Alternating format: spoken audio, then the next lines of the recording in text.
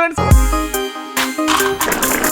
இன்னைக்கு நம்ம திண்டுக்கல் சைடு ஃபேமஸான ஒரு சூப்பரான ஸ்ட்ரீட் ஃபுட் முட்டைப்பாய் எப்படி செய்ய இந்த வீடியோல பார்க்க போறோம். நீங்க சாயந்தர நேரத்துல ஏதாவது ஸ்நாக்ஸ் செஞ்சு சாப்பிடணும்னு ஆசைப்பட்டீங்கன்னா கண்டிப்பா அதை ட்ரை பண்ணி பாருங்க, அருமையா இருக்கும். இப்போ வாங்க நம்ம முட்டைப்பாய் எப்படி செய்யணும்னு பார்க்கலாம்.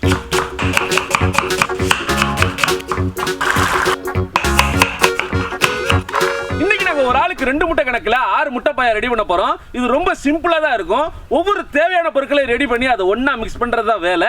இப்போ நம்ம தேவையான பொருட்களை ஒவ்வொன்றா ரெடி பண்ணிக்கலாம் வாங்க. ஒரு பாத்திரத்தை எடுத்துக்கலாம். முட்டை வேக வைக்க தண்ணி. இப்போ 10 முட்டையை அடுக்கி முட்டைக்கு தேவையான உப்பு போட்டு நல்லா வேக வச்சு எடுத்து உரிச்சு அப்புறம் இந்த மாதிரி கட்டம் கட்டமா கட் பண்ணி வச்சுக்கலாம். அடுத்து ஒரு பாத்திரத்துல கொஞ்சமா தண்ணி ஊத்தி தண்ணி லைட்டா கொதிச்சதும் ஒரு நாள் நைட்டு ஊற வச்ச பச்சை பட்டாணி 150 கிராம் போட்டு தேவையான உப்பு சேர்த்து பட்டாணி நல்லா வெந்ததும் அதை ஒரு பாத்திரத்தில் எடுத்து வச்சுக்கலாம். பட்டாணியை ஊற வைக்க உங்களுக்கு டைம் இல்லைன்னா நீங்க ஃப்ரெஷ் பட்டாணியா வாங்கி அதை ஊற வைக்காம டைரக்டா நீங்க பயன்படுத்திக்கலாம். இந்த முட்டைப்பாயை பார்த்தீங்கன்னா டேஸ்டா சூப்பரா இருக்கும். உங்க குழந்தைங்க ரொம்ப லைக் பண்ணுவாங்க. அதனால மறக்காம அவங்களுக்கு செஞ்சு கொடுங்க. இப்போ ஒரு பாத்திரத்தை எடுத்துக்கலாம். 1/2 கிலோ பெரிய வெங்காயம், வெங்காயத்துக்கு தேவையான உப்பு, அடுத்து கடலை மாவு 150 கிராம் போட்டுக்கலாம். இப்ப கொஞ்சமா தண்ணி தெளிச்சு மாவை பக்கோடா பதத்துக்கு பெரட்டி வச்சுக்கலாம். பதம் இந்த மாதிரி இருக்கணும். இப்போ ஒரு பாத்திரத்தை எடுத்துக்கலாம். அலையாத்தி மரச்சக்கில் ஆட்டின சுத்தமான கடலெண்ணெய் 1/2 லிட்டர். எண்ணெய் சூடானதும் இந்த பக்கோடாவை போட்டு பொரிச்சு எடுத்துக்கலாம். நல்லா பொன்னிறமாகணும். அவ்வளோதான். இப்போ எடுத்து வச்சிடலாம். இந்த வெங்காய பக்கோடாவை நம்ம முட்டைப்பாயா செய்யும் போது அதுக்கு மேலே போட்டு கலக்கிறதுக்கு பயன்படுத்துவோம். நீங்களும் இதே மாதிரியே வெங்காய பக்கோடாவை வீட்டிலேயே செஞ்சு பயன்படுத்திக்கலாம். அப்படி இல்லாட்டி பேக்கரியில் விற்கிற வெங்காய பக்கோடாவை வாங்கி பயன்படுத்திக்கலாம். அவ்வளோதான். இப்போ கடைசியாக நம்ம பட்டாணி மசாலா ரெடி பண்ணிக்கலாம் வாங்க. ஒரு பாத்திரத்தை எடுத்துக்கலாம். நாம பக்கோடா பொரிச்ச அலையாத்தி எண்ணெயில் ஒரு 100 ml ஊற்றிக்கலாம். இப்போ ஜீரகம் 5 கிராம், அடுத்து சோம்பு 5 கிராம், கையோட கருவேப்பிலை சிறிதளவு.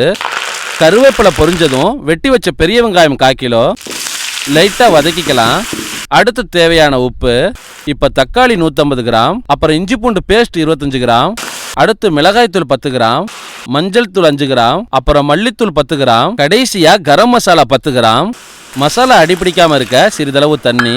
இப்போ நாம வேக வச்சு எடுத்த பட்டாணியை சேர்த்துக்கலாம். நல்லா கிளறிக்கங்க.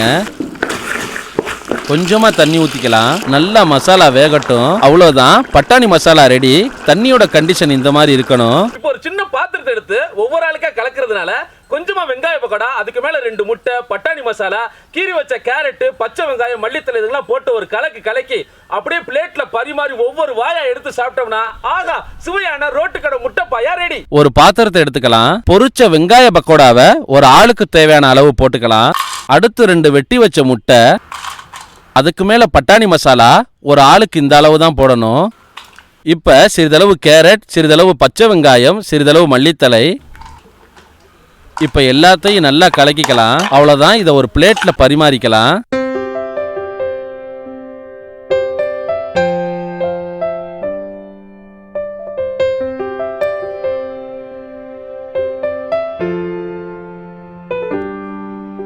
திண்டுக்கல் ரோட்டுக்கடை ஸ்டைல் முட்டைப்பாயா ரெடி ஆயிடுச்சு. வாங்க நம்ம டேஸ்ட் பண்ணலாம்.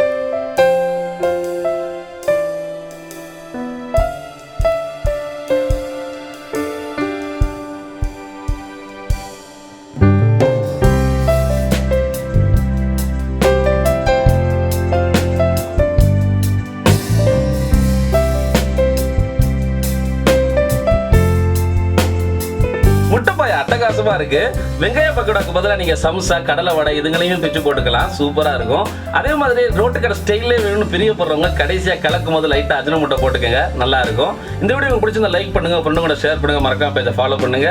இன்னும் அடுத்த நல்ல வீடியோட சந்திப்போம். பாய்.